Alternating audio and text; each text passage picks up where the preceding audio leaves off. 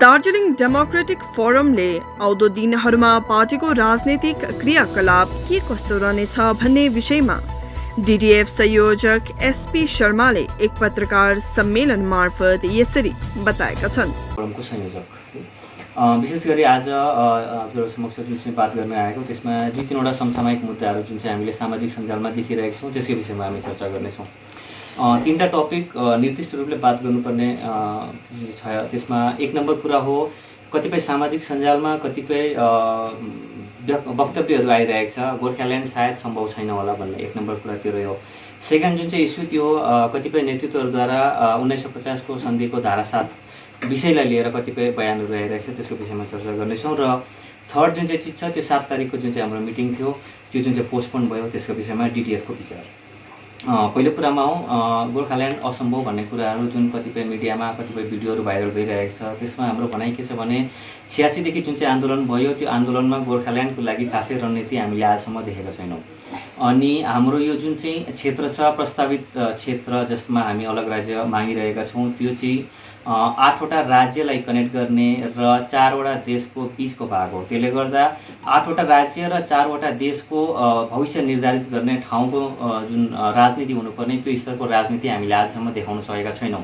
त्यो महत्त्वपूर्ण चिज हुँदाहुँदै पनि हामीले राजनीतिक स्तर हाम्रो बढाउन नसक्नु नै सबैभन्दा ठुलो बाधा हो। र यस्तो ठाउँमा हामीले आजसम्म रणनीति भनेको कि त हामीले सशस्त्र आन्दोलनको एउटा रणनीति लगायौँ कि त हामीले भोट बेच्ने जुन चाहिँ एउटा रणनीति लगाइरहेको छौँ। त्यो दुवै पक्ष, किनभने भोट बेच्नु भनेको नै आधा एमपीको भोट र यतापट्टि 3टा विधायक इन कम्पेरिजन टु 291 विधायकको भोट, त्यो रणनीति नै फेलियरको रणनीति थियो। त्यसले गर्दा नै हामी आजसम्म अलग राज्यको मुद्दामा 1 इन्च बढेका छैनौँ।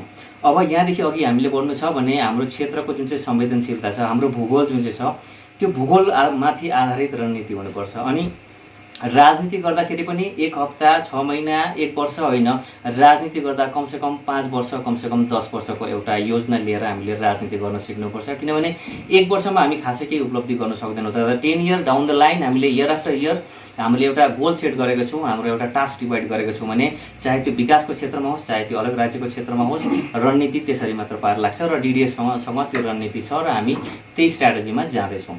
1950 को सन्धिको जुन धारा 7 को विरोध गर्दैछन् कतिपय नेतृत्वहरूले। हाम्रो स्पष्ट भनाइ के छ भने 1950 को सन्धिको जुन चाहिँ धारा 7 छ त्यो दुईटा राष्ट्रको इन्ट्रेस्टको विषय हो।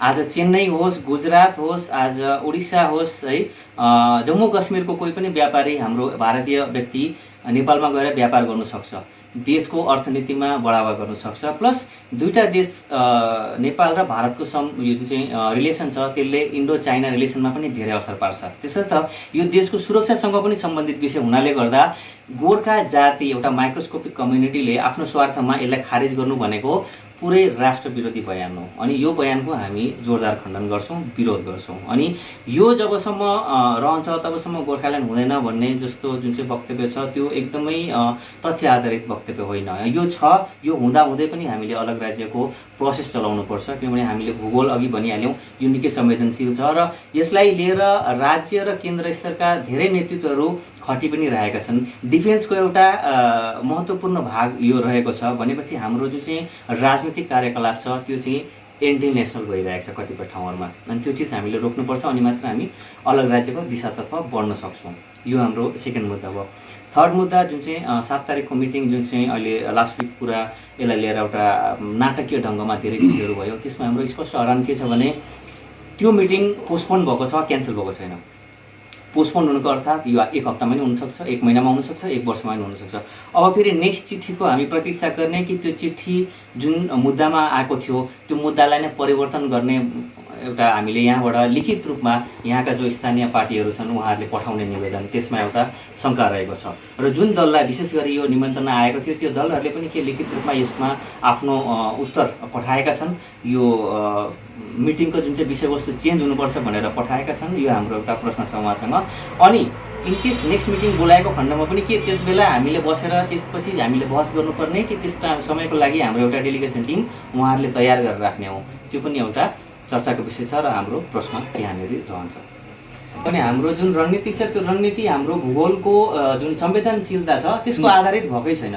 राज्य र केन्द्रको लागि कति संवेदनशील छ यो ठाउँ, जुन ठाउँले चाहिँ 4टा देशको भविष्य र 8वटा राज्यको भविष्य निर्धारित गर्छ, त्यो स्तरमा राजनीति हाम्रो हुनुपर्ने हो। तर हाम्रो त झोला नाडामा पनि त्यो नालाहरूतिर पनि आज हाम्रो भ्रष्टाचार छ। यो संवेदनशील ठाउँको जिम्मेदारी लिने लायक राजनीति हामीले प्रदर्शन गरेका छौँ। भन्नुभयो तपाईँको भन्नुभयो आज जो वर्तमान दार्जिलिङ भ्रष्टाचारमा चुर्लुममा डुबेको छ।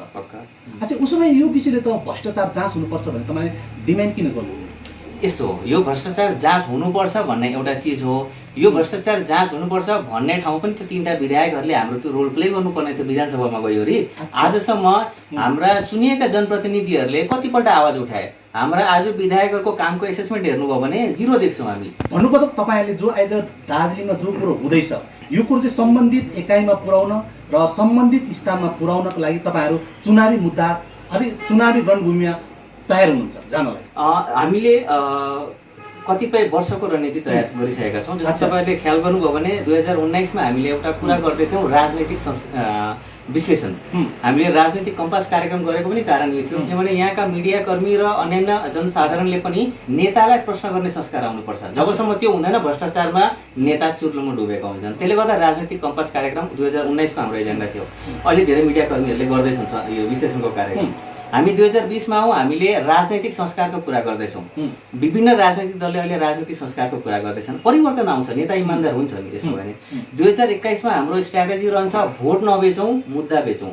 अनि मुद्दा बेच्ने ठाउँ विधानसभा हो। त्यसले गर्दा हामीले मुद्दा बेच्न सक्ने व्यक्तिलाई चाहिँ त्यहाँ पठाउने, त्यो हाम्रो 3rd इयरको भयो।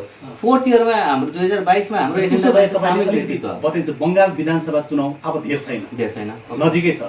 यसको लागि चाहिँ तपाईँहरू कतिको तयारी हुनुहुन्छ? हामी एकदमै तयार छौँ र हामी कस्तो भने दार्जिलिङको जनताले पनि ढिलो छिटो राजनीतिलाई बुझ्न थालेका छन् र वर्तमान नेतृत्वसँग के राजनीतिसँग नै उहाँहरूको भरोसा उठिसकेको अवस्था छ। सुन्नुमा आउँदैछ तपाईँहरू स्पेसली कतिपय यहाँको पोलिटिकल पार्टीहरूसँग बैठक गर्ने, गुप्त मिटिङ गर्ने क्रम जारी छ भन्ने विषयले यो कतिको साँचो? आज पनि बसेका थियौँ, आज पनि बस्नु। यो चुनावलाई लिएर तपाईँहरूको गेम प्लान हुँदैछ कि के हो? यसलाई यसरी हेर्न सकिन्छ, किनभने हामी यदि मुद्दालाई बचाउनु भने सबैभन्दा पहिला राजनीतिक दलहरूको अस्तित्व पनि बचाउनु पर्छ। हामी सबै राजनीतिक दलहरूसँग बस्दाखेरि एउटा चिज हामी मुख्य रूपले भन्दैछौँ, बिजेपी र टिएमसी जस्ता दलहरूसँग एउटा दूरी एउटा राखेर काम गर्ने र क्षेत्रीय दल छ उहाँहरूको अस्तित्व बचाउँदै मुद्दालाई कसरी बचाएर लाने, त्यो हाम्रो एउटा मुद्दामा चर्चा भइरहेको छ र एउटा गठबन्धनको स्वरूप लिएर हामी चाँडै नै आउँछौँ भन्ने हामी त्यही दिशातर्फ कुरा गइरहेको छ। आज यो पालि जो तपाईँहरूले गठबन्धनको कुरा भर्खरै मात्र भन्नुभयो, यो दार्जिलिङ पार्वतीय क्षेत्रलाई लिएर मात्रै हुन्छ कि तराई डुवर्सलाई लिएर पनि हुन्छ? तराई डुवर्सलाई लिएर अहिले हामी गर्न चाहँदैनौँ, किनभने हामीले तपाईँलाई पहिले उसो भए त्यो अघि तपाईँले मात्रै भनेको कुरो यो 3टा सिटले त केही पनि गर्न सक्दैन पक्का। यो उसो भए तपाईँको यो गठबन्धन त मिथ्या भयो नि? होइन, यसलाई 2टा चिज छ। मैले अघि भनिहालेँ भोट नबेचौँ तर्क बेचौँ भनेको छु। हामीले कुनै पनि पार्टी जस्तै यत्रो अहिलेसम्म के भयो भने बिजेपी राज्यमा आयो भने हामीलाई अलग राज्य दिन्छ भनेर हामीले 3 सिट मागेका होइनौँ। हामीले के भन्दैछौँ भने 3टा सिटको जो पनि मान्छे छ, 3 सिट किन एकै सिटको मान्छे पनि यदि हाम्रो विधानसभामा पुग्यो भने उसले सिक्युरिटी सेन्सिटिभ जोनको हिसाबमा चाहिँ हाम्रो तर्क राख्छ। हामीले त्यो एकैजना भयो भने पर्याप्त छ, 3 जनै हुनुपर्छ भन्ने पनि छैन। अनि त्यो एकजनालाई जिताएर कुनै पार्टीसँग बार्गेनिङ गर्ने हाम्रो मुद्दा होइन। त्यसरी अलग राज्य आउँदैन। उसले त्यहाँ विधानसभामा तपाईँको भन्नुभयो त आजसम्म जो दार्जिलिङबाट गएको एमएलएहरूले प्रतिनिधिहरूले सम्बन्धित ठाउँमा दार्जिलिङको विषय लिएर स्पष्ट राख्नु सकेको छैन, पुर्याइरहेको छैन। इभन हामी त सायद यो सिक्युरिटी सेन्सिटिभ जोनको एङ्गलमा हामीले कुरा गर्नुपर्ने भनेर पनि बहस भएकै छैन आजसम्म। बसै भएको छैन। यसमा नेतृत्वको गल्ती लाग्छ कि जनताको गल्ती लाग्छ? दुवै पक्षको गल्ती छ, किनभने नेतृत्वले जनतालाई कहिले पनि त्यो राजनीतिक चेतना दिनुपर्छ। जनतालाई के आफ्नै कार्यकर्तालाई राजनीतिक चेतना दिएको छैन अहिलेसम्म कुनै पनि पोलिटिकल पार्टीले। जनतालाई एउटा भावनात्मक रूपले एउटा जनता सचेत छैन, एकदमै त्यो दोष पनि दिँदैन। किनभने अघि भनिहालेँ नि, नेतृत्वले त्यो ढङ्गमा जनतालाई गाइडै गरेको छैन। जनतालाई त मार्गदर्शन गर्नु पर्यो राजनीतिक दलहरूले, त्यो राजनीतिक दलहरूले मार्गदर्शन गर्ने क्रममा चुकेका छन्। हामी त्यो भन्दैछौँ, मिसलिड गरिरहेका छन्। विगत केही दिन पहिला मात्रै तपाईँहरूले एउटा राजनीतिक कम्पास गर्नुभयो र हठात एउटा पोलिटिकल पार्टीको गठन भयो। अनि दार्जिलिङको राजनीतिज्ञले भन्ने गर्छन् एसपी शर्माले यो पोलिटिकल कम्पास जो राखेको थियो र पहाडको नेताहरूको नारी छाम्ने काम मात्रै गरेको थियो भन्ने कुरा छ, यसलाई तपाईँ कतिको मान्नुहुन्छ? नारी छाम्ने जुन चाहिँ कुरा गर्नुभयो त्यसमा म 100% सहमत छु, किनभने त्यो नगरिकन हामी कसरी नयाँ रणनीति जनता सामु राख्छौँ? भन्नुभयो त्यो राजनीतिक कम्पास दार्जिलिङको नेताहरूको नारी छाम्ने काम गरेको थियो। को कतिको लेभलमा छन्, को कतिको जनतालाई मार्गदर्शन गर्ने लेभलमा छ, त्यो त बुझ्नै पर्यो हामीले। भन्नुभयो तपाईँको दृष्टिकोणमा दार्जिलिङको कुनै पनि नेता सचेत छैन दार्जिलिङको लागि भन्नुपर्दा वर्तमान स्थितिमा त्यसलाई चेन्ज गर्नु सकिन्छ। त्यसले गर्दा हामी उहाँसँग बैठक गरिरहेका छौँ।